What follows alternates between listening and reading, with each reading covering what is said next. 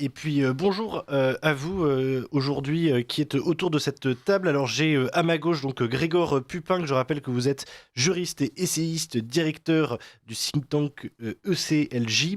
Et puis je suis également en compagnie de sœur Marie Foucault. Donc vous êtes Bonjour. religieuse et médecin, présidente du conseil d'administration de la clinique Étoile à Aix, c'est bien ça? C'est tout à fait ça, oui, merci. Et alors, donc, la raison pour laquelle on vous a fait tous deux venir aujourd'hui, c'est parce que il y a environ une semaine, en fait, le sujet de l'euthanasie est revenu en fait au Sénat. Grégoire Pupin, que vous suivez ce sujet avec beaucoup d'attention, on en est à quel stade parlementaire exactement concrètement? Alors, nous en sommes à la lecture du texte voté par l'Assemblée au Sénat. Donc, nous sommes au stade des navettes, vous savez, entre l'Assemblée et le Sénat. Première navette, le Sénat se prononce sur le texte tel qu'adopté par l'Assemblée, d'abord en commission et à partir de lundi. Ce sera vraiment le débat en Mm. plénière, et avec un vote par le Sénat le 27. Ensuite, le texte sera renvoyé à l'Assemblée, qui va travailler sur le texte tel qu'adopté par le Sénat.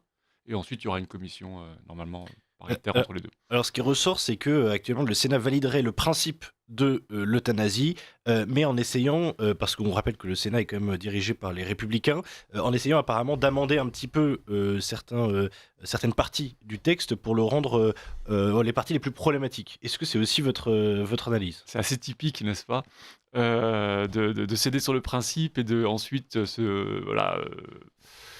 voir un peu dans les modalités. Donc oui, c'est clair, très clairement, les promoteurs de l'euthanasie se réjouissent du vote qui a eu lieu au Sénat parce que précisément le Sénat a accepté le principe de l'euthanasie. Ensuite a réduit, a réduit les conditions, les modalités, les possibilités d'y accéder à un nombre plus restreint de patients, a supprimé, en tout cas provisoirement, hein, le délit d'entrave notamment, ou différentes dispositions. Donc pour l'instant, on est très clairement en phase de travail pour le Sénat. Euh, Simplement, le texte a été discuté en commission, le texte sera voté la semaine prochaine, on ne peut pas préjuger du résultat. C'est maintenant que ça se joue, donc c'est extrêmement important d'être mobilisé maintenant. Et on verra comment le Sénat sortira, quel texte sortira du Sénat le 27 janvier. Mm. Et alors, vous, sœur Marie Foucault, la raison pour laquelle vous êtes à Paris ces temps-ci, c'est parce que, je le disais, donc vous êtes, en plus d'être religieuse, médecin et vous travaillez notamment dans une clinique, donc les cliniques L'Étoile, qui est une clinique à but non lucratif, donc Tout à fait, à oui. Aix. Mmh. Pardon? Tout à fait, oui, oui. À Aix, je le disais. Vous avez 3 pôles, si j'ai bien noté, donc maternité, chirurgie et imagerie Mmh. médicale. Et en fait, dans votre clinique, tout simplement, bah, ça fonctionne comme dans beaucoup d'autres. 2 600 accouchements, 1 500 interventions chirurgicales par année, voilà, enfin des dizaines de milliers de journées d'hospitalisation. Et alors vous, vous êtes confronté à un problème, c'est que dans votre clinique, en fait, la loi sur l'euthanasie pourrait vous empêcher de poursuivre vos activités. Est-ce que vous pourriez nous expliquer ça? Tout à fait, en fait, le projet de loi actuel ne prévoit pas ce qu'on appelle une sorte de clause de conscience pour les établissements. Elle le prévoit pour les médecins, comme pour d'autres cas de situation, mais pas pour les établissements, ce qui obligerait l'établissement à organiser l'euthanasie en son sein ou le suicide assisté. Or, nous, ça contrevient complètement à l'éthique de nos établissements et à leur raison d'être, à leur vocation, parce qu'on est d'inspiration chrétienne. Vous voyez, je le représente à moi toute Oui, seule. j'allais dire c'est écrit sur votre visage, mais Exactement, c'est même écrit dans le nom de notre établissement, c'est la Clinique de l'Étoile, Maternité catholique de Provence. On a été fondé, on fait partie de l'Alliance des maternités catholiques et la première maternité a été fondée en 1930, à une époque où il n'y avait pas de sécurité sociale, pas de congé maternité, pas d'antibiotiques, pas d'échographie, donc une époque où la France était très pauvre au niveau sanitaire. Et si je suis là en tant que petite sœur des maternités catholiques, je représente aussi beaucoup d'autres congrégations, comme les Petites Sœurs des Pauvres, les Sœurs de Saint-Thomas de Villeneuve, qui ont plein d'établissements, et toutes ces congrégations ont façonné le tissu sanitaire français depuis des siècles. Et ils l'ont porté, ont aidé à le construire et continuent de le servir aujourd'hui à travers des établissements de qualité. Et si la loi nous oblige à accueillir l'euthanasie au sein de nos établissements, c'est toute notre identité qui est remise en cause et nous ne pourrons pas accepter ça. et alors, en plus, j'ai envie de dire, votre présence est d'autant plus nécessaire, ces temps-ci qu'on voit, les services, publics, notamment hospitaliers, se déliter un petit peu sur tout le Mmh. territoire. Alors, effectivement, ça veut dire que qu'on pourrait devoir, fermer des établissements, de soins qui fonctionnent, parce que cette loi sur la fin de vie est sur le point Tout de à fait, passer. voilà. Monsieur Pupin disait qu'a priori, le délai d'entrave serait supprimé par le Sénat, mais on n'a aucune garantie jusqu'à ce jour. Si nos établissements s'opposent à accueillir une euthanasie dans leur établissement, ce que nous ferons, nous risquons 2 ans de prison, 30 000 euros d'amende. Et donc, nos maternités, c'est 1% des naissances en France qui y sont accueillies. C'est, voilà, beaucoup de femmes font des cancers du sein. Il y a aussi tout un service de chirurgie urologique à Bourgoin-Jallieu. Saint-Thomas-de-Villeneuve, c'est plus de 200 lits en soins palliatifs. Une petite sœur des pauvres, c'est plus de 30 maisons de retraite. Pardon, je reste un instant sur les soins palliatifs, c'est-à-dire que ce qui est fascinant, c'est que généralement, les défenseurs de l'euthanasie expliquent que l'euthanasie a pour objectif de compléter, on va dire, les soins Oui, palliatifs tout à d'une fait. certaine façon. Dans votre cas, l'euthanasie en fait remplacerait carrément votre unité de soins palliatifs. En fait, c'est-à-dire que si on nous oblige à le faire, nous, on n'acceptera pas. Mm. Donc, ça veut dire qu'on va devoir fermer nos établissements. Donc, la France va se priver de toutes ces institutions qui sont là en plus historiques et qui sont reconnues par les collectivités territoriales, par les patients, parce qu'on a une réputation avec ces établissements. Et donc en plus, ça va venir en plus gréver tout ce projet de support de soins palliatifs que le gouvernement veut aussi mettre en place.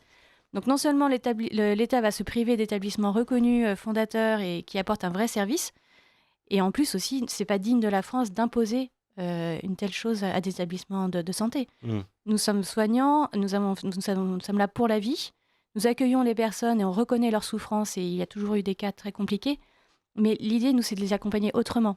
Et je pense qu'en France, on a le droit de pouvoir être accompagné autrement. Et je demande vraiment à l'État français de reconnaître ce droit et de nous permettre de continuer d'exister et de servir la santé des Français, voilà, comme nous le fait depuis des siècles. Alors Grégoire Pupin, je reviens vers vous. Il y a cette question évidemment du délit d'entrave qui est quand même centrale, c'est-à-dire cette idée d'un côté de clause de conscience et de l'autre en fait la notion d'entrave qui existe déjà notamment pour l'avortement et qui peut avoir une interprétation assez large en fait dans le fond. On sait que par exemple déjà il me semble que c'était en Écosse pour le coup, donc pas en France, mais une personne qui avait manifesté à 200 mètres d'un établissement je crois que c'était sur la question des transgenres, avait manifesté à 200 mètres d'un établissement, avait été accusé de délit d'entrave sur une transition de genre. Alors je ne sais pas exactement à quel point l'interprétation est large en France, mais concrètement, qu'est-ce qui menace justement de poindre dans ce texte sur l'euthanasie? Alors, l'Assemblée nationale a adopté un texte qui comprend une disposition pénale, et ça qui est assez extraordinaire en fait, hein. C'est qu'elle prétend affirmer une liberté, mais en même temps, elle a sorti cette liberté d'une disposition pénale qui punit de 2 ans de prison et de 30 000 euros d'amende toute personne qui, d'une manière ou d'une autre, ne serait-ce que par la parole, euh, essaye de dissuader quelqu'un en fait, d'avoir recours au suicide assisté ou à l'euthanasie. C'est-à-dire que si vous avez un proche qui envisage le suicide ou l'euthanasie, et que vous essayez de lui parler, si vous faites appel à un ami, si vous faites appel à un religieux, pour essayer de le réconforter, de lui donner espoir, courage, vous pouvez être condamné par une association. C'est-à-dire que vous pouvez traîner en justice par une association de militants de l'euthanasie, en disant, attendez, ce monsieur-là, il essaye de faire pression pour empêcher Gilberte d'avoir recours à l'euthanasie. Et là, vous pouvez avoir 2 ans de prison, 30 000 euros d'amende. Alors, il est évident que pour une congrégation ou pour un médecin, une congrégation qui serait, il y en a donc de très nombreuses congrégations, maisons de retraite, pensons à toutes les maisons de retraite, qui évidemment ne voudraient pas accueillir en leur sein la pratique de l'euthanasie, eh bien on peut les condamner à 2 ans de prison. Donc la religieuse, qui est la directrice de l'établissement, peut être traînée devant le juge pénal et condamnée à la prison jusqu'à 2 ans et 30 000 euros d'amende pour avoir refusé simplement, pour avoir voulu protéger ses résidents et ses patients. Et c'est pire que ça, parce qu'ensuite, si tel est le cas, il est évident que les autorités régionales de santé qui contrôlent les établissements et qui ont le carnet de chèques en main peuvent sanctionner. Donc c'est-à-dire que ces établissements qui voudront aller au bout du respect de la vie, eh bien, seront aussi sanctionnés financièrement. Et pour eux, en fait, c'est soit renoncer au fondement de sa raison d'être, soit fermer. Alors ça, c'est, j'ai envie de dire, cette question, c'est une de celles que vous listez donc dans une liste de 14 points que vous avez soulignés, donc je rappelle par votre think tank, le CLJ. Donc on retrouve notamment en fait, la confusion entre suicide assisté, euthanasie. On retrouve, voilà, vous parlez de la discrimination envers les personnes handicapées. Vous parlez du fait que eh bien, en fait, le médecin référent aurait trop de pouvoir, de l'obligation qui Oui, pèse aussi sur les pharmaciens oui. de délivrer la substance.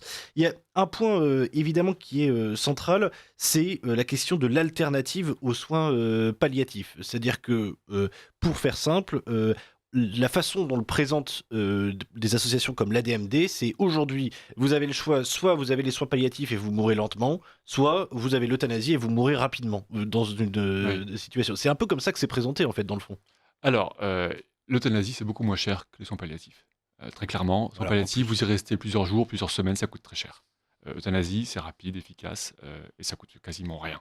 Donc en fait, la question est principalement là. Ensuite, s'ajoute là-dessus toute la question de la peur, de la fin de vie, de la solitude, et donc beaucoup de gens se disent: «Bon, ben, voilà, tant qu'à faire». Ensuite, le soins palliatifs, il y en a pas partout, heu et on a la loi en France qui, Mmh. prévoit en principe, mais de fait, ça n'a pas été mis en place.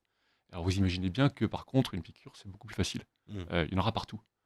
Donc en fait, le choix, c'est faux. Ce sera un faux choix. Ce sera peut-être, vous êtes très riche, vous avez des proches qui s'occupent de vous, on vous trouvera bien une place en soins palliatifs privés, mais vous êtes quelqu'un d'ordinaire, heu, bon, ben voilà, vous aurez la solution ordinaire et qui est vraiment dans la mentalité, consumériste aujourd'hui. C'est-à-dire je suis ma conviction, c'est que, déjà, de notre vivant, entre guillemets, on est un peu traité comme du bétail.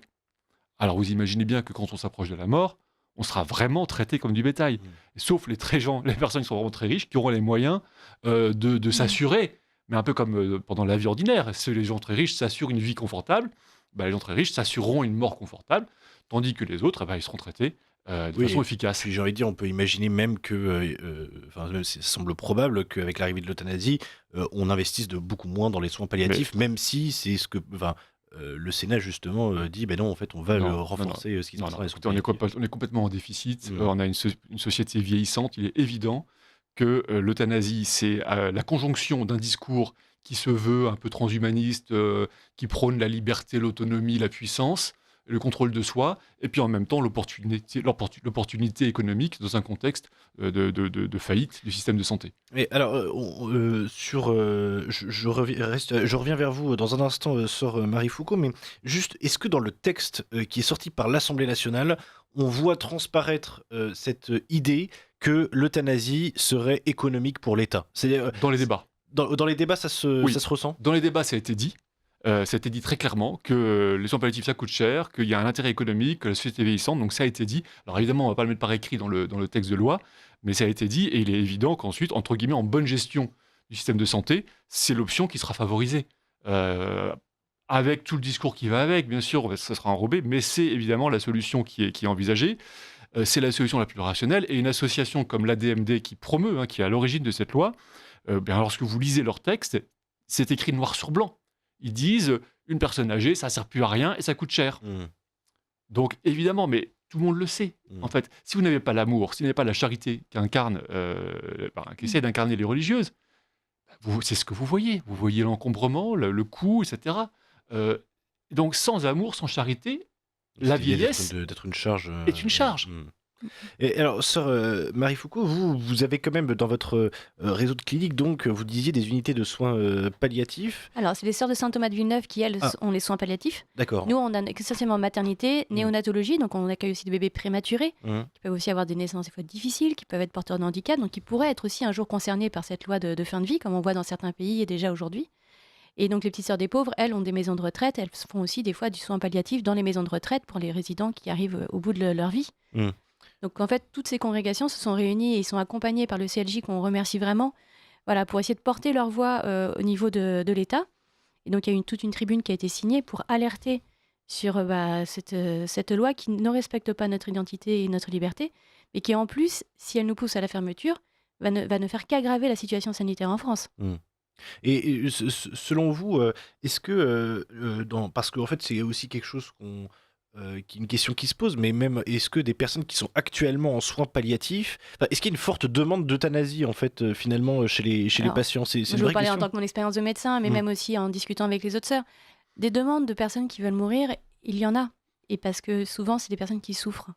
Par contre, une demande de mourir qui dure, qui est vraiment ferme, il y en a finalement pas tant que ça. Et Oui. en fait, c'est là où nous, c'est ce qu'on voit, en fait, cette intrusion de la loi dans la médecine.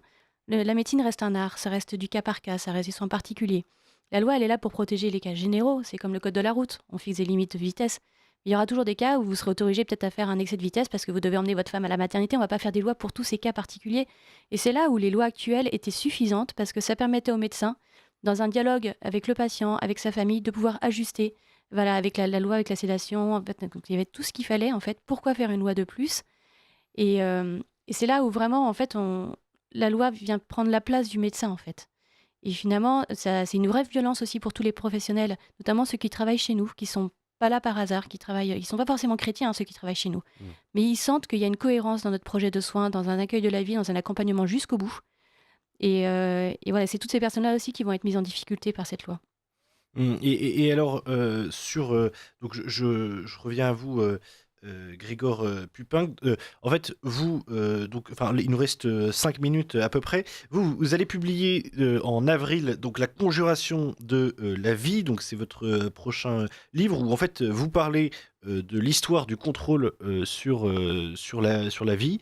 Est-ce que vous avez l'impression que après l'euthanasie, il restera encore de nouveaux combats, j'ai envie de dire, pour le contrôle de la vie à mener pour les progressistes. C'est-à-dire qu'en fait, on les sent avec cette euthanasie un petit peu en fin de course aussi, et on voit que contrairement à d'autres combats qui menaient sur les dernières décennies, en fait, il n'y a pas de mobilisation particulière, si ce n'est de quelques associations qui représentent pas beaucoup de monde non plus en Oui. France. On a l'impression qu'en fait, ils sont un petit peu tout seuls à mener leur projet. Oui, alors effectivement, donc je vais publier un livre, une étude historique, une enquête qui m'a pris plus de 10 ans, hein, quasiment 15 ans de travail. Ça s'appellera la Conjuration contre la vie. C'est un titre tiré de Jean-Paul II qui en fait dénonçait hein, ce grand mouvement historique et d'organisation internationale, de fondation qui œuvrent et qui militent au niveau international pour mettre en place des lois de contrôle de la vie, hein, de contrôle, mais avec une vision déjà transhumaniste, une vision de progrès, de maîtrise de la vie, d'autonomie. Et l'un des aspects, évidemment, c'est le contrôle qualitatif et le contrôle quantitatif, les deux aspects. L'euthanasie, ça fait partie du contrôle qualitatif. Au départ, dans les années 20, et c'était il faut contrôler la qualité de la vie pour assurer un progrès un peu dans la vision darwinienne. Qualité au début de la vie, et puis à la fin. Mm. Problème des personnes handicapées, trisomiques et autres, et puis problème des vieillards, des personnes... Et la question du contrôle au début de la vie, elle est réglée par l'avortement, en particulier l'avortement eugénique, hein, où en fait c'est déjà fait. Donc au début on disait oui, il faut euthanasier les nouveau-nés. En fait non, on n'euthanasie pas les nouveau-nés, on fait l'avortement eugénique. Mais la question est réglée, entre guillemets. Restait le problème du contrôle qualitatif en fin de vie, c'est-à-dire les personnes séniles, etc. Et là en fait c'est ce qu'on est en train de faire. Donc effectivement, le programme, on va dire, du contrôle qualitatif, il est bouclé s'agissant de son versant de suppression. Maintenant, il y a l'aspect aussi qu'on appelle le darwinisme positif, ou l'eugénisme positif, ça veut dire le transhumanisme, c'est la chirurgie eugénique, les modifications, etc.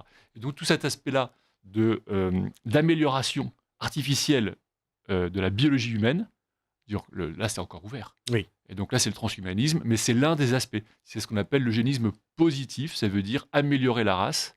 Et l'eugénisme négatif, c'est supprimer les déchets.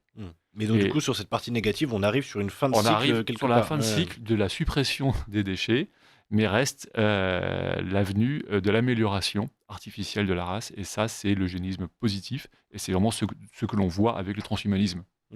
Et alors, il nous reste 2 minutes.